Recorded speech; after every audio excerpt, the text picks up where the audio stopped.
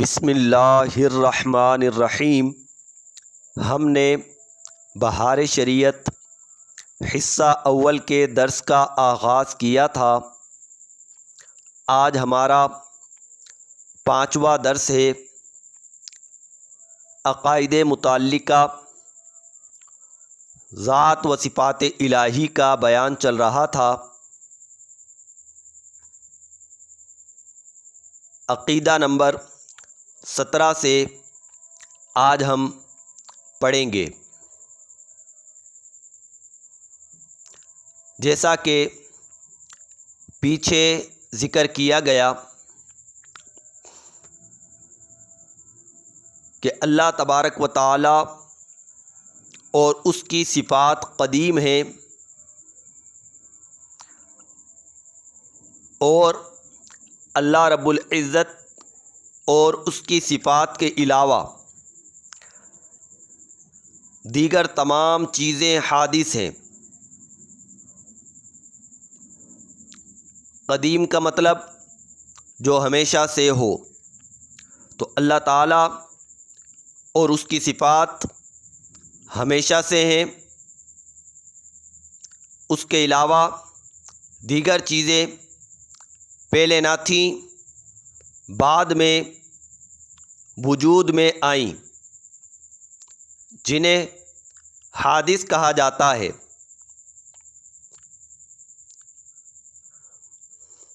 عقیدہ نمبر 17 میں بیان کیا گیا ہے کہ جس طریقے سے اللہ رب العزت کی دیگر صفات، یعنی مثال کے طور پر رحیم، رؤوف، عزیز وغیرہ دیگر صفات قدیم ہیں، اسی طریقے سے اللہ رب العزت کی ایک صفت ہے صفت کلام۔ یہ صفت بھی قدیم ہے، لہذا قرآن جو اللہ کا کلام ہے وہ حادث نہیں ہے، مخلوق نہیں ہے، بلکہ قدیم ہے۔ ہاں، ہمارا پڑھنا، ہمارا سننا، ہمارا لکھنا، ہمارا حفظ کرنا، یاد کرنا، یہ سب حادث ہیں، یعنی یہ چیزیں تو اب ہم کر رہے ہیں، پہلے نہ تھی پھر ہم کرتے ہیں، تو یہ حادث ہیں۔ ہمارا پڑھنا حادث، لیکن جو کلام ہم نے پڑھا وہ قدیم ہے۔ ہمارا لکھنا حادث ہے اور جو لکھا وہ قدیم ہے۔ میرے خیال سے بات واضح ہو چکی ہوگی۔ آ جائیے عقیدہ نمبر 17 اور 18 پڑھتے ہیں۔ مثل دیگر صفات کے کلام بھی قدیم ہے، حادث و مخلوق نہیں۔ جو قرآن عظیم کو مخلوق مانے، ہمارے امام اعظم و دیگر ائمہ نے اسے کافر کہا، بلکہ صحابہ رضی اللہ تعالی عنہم سے اس کی تکفیر ثابت ہے، یعنی صحابہ سے بھی یہ بات ثابت ہے کہ صحابہ نے بھی قرآن عظیم کو مخلوق کہنے والوں کو، حادث کہنے والوں کو کافر قرار دیا ہے۔ عقیدہ نمبر 18، اس کا کلام آواز سے پاک ہے، یعنی اللہ تعالیٰ کا کلام آواز سے پاک ہے، اور یہ قرآن عظیم جس کو ہم اپنی زبان سے تلاوت کرتے ہیں، مصاحف میں لکھتے ہیں، اسی کا کلام قدیم بلا صوت ہے۔ یہ جو ہم زبان سے پڑھ رہے ہیں، یہ ہمارے مصاحف میں لکھا ہوا ہے، یہ اسی کا کلام قدیم ہے، بلا صوت، بغیر آواز کے، یہ اس کا کلام ہے۔ اور یہ ہمارا پڑھنا، لکھنا اور یہ آواز حادث ہے، یعنی یہ چیزیں حادث ہیں، لیکن اس کا کلام قدیم ہے۔ آگے کہہ رہے ہیں یعنی ہمارا پڑھنا حدیث ہے، اور جو ہم نے پڑھا قدیم ہے، اور ہمارا لکھنا حدیث ہے، اور جو لکھا قدیم، ہمارا سننا حدیث ہے، اور جو ہم نے سنا قدیم، ہمارا حفظ کرنا حدیث ہے، اور جو ہم نے حفظ کیا قدیم۔ یعنی متجلی قدیم ہے، یعنی کلام قدیم ہے، اور تجلی حادث ہے۔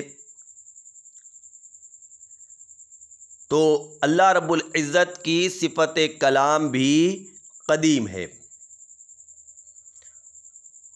عقیدہ نمبر 19، اس کا علم ہر شے کو محیط کا مطلب گھیرے ہوئے، یعنی ہر شے کو اللہ رب العزت نے علم کے اعتبار سے گھیرا ہوا ہے، یعنی ہر شے کو جانتا ہے۔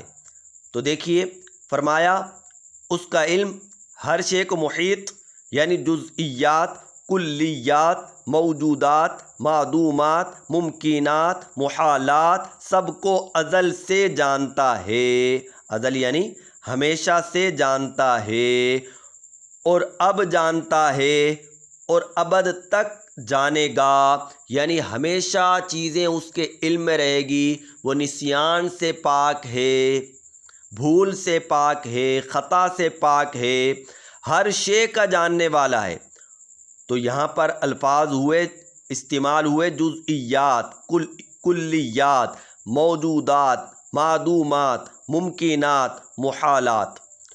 موجودات جو چیزیں موجود ہیں، معدومات جو چیزیں موجود نہیں ہیں، ممکنات ممکن کہتے ہیں جس کا وجود ہو سکے اسے ممکن کہتے ہیں، محالات جس کا وجود نہ ہو سکے اسے محال کہتے ہیں۔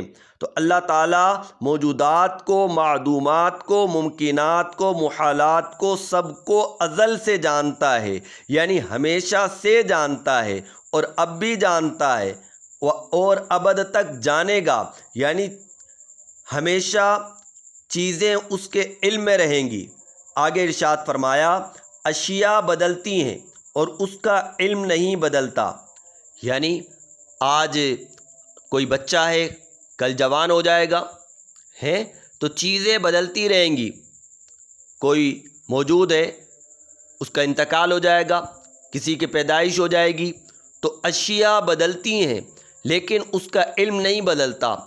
اسے ہمیشہ سے ان تمام چیزوں کا علم ہے، اور ہمیشہ ان تمام چیزوں کا علم رہے گا۔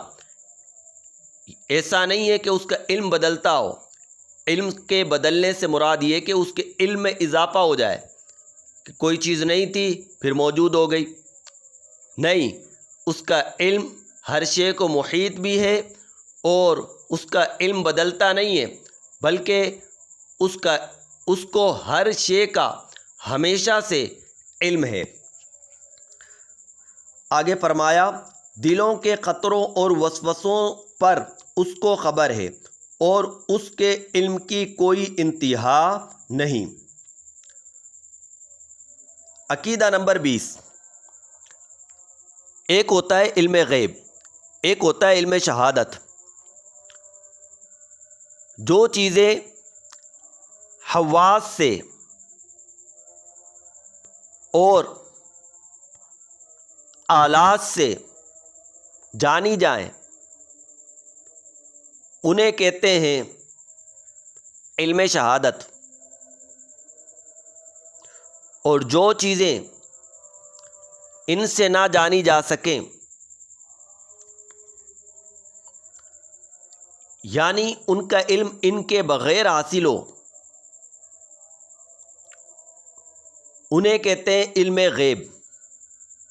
حواس خمسہ یعنی ہم علم حاصل کرتے ہیں سن کر، دیکھ کر، سونگھ کر، چکھ کر یا چھو کر، یہ حواس خمسہ 5 حواس کہلاتے ہیں۔ یا بہت ساری چیزوں کا علم ہم آلات کے ذریعے سے جانتے ہیں، جیسے بخار ہے، کون سا بخار ہے، یا بچے کے پیٹ میں کیا ہے، تو یہ ساری باتیں ہم آلات کے ذریعے جانتے ہیں۔ جو علم ہم نے حواس سے حاصل کیا یا آلات سے حاصل کیا اسے علم شہادت کہتے ہیں، اور جو ان کے بغیر حاصل ہوا انہیں کہتے ہیں علم غیب۔ جیسے مثال کے طور پر قیامت کب واقع ہوگی، امام مہدی کب آئیں گے، تو یعنی علامات تو حضور نے بتا دی، تو یہ ساری باتیں غیب کی باتیں تھیں جو حضور نے بتائی ہیں۔ تو بہرحال علم شہادت اور علم غیب آپ سمجھ گئے۔ اب عقیدہ نمبر 20 میں جو بات بتائی جا رہی ہے اسے سمجھتے ہیں۔ علم غیب ہو خواہ علم شہادت ہو،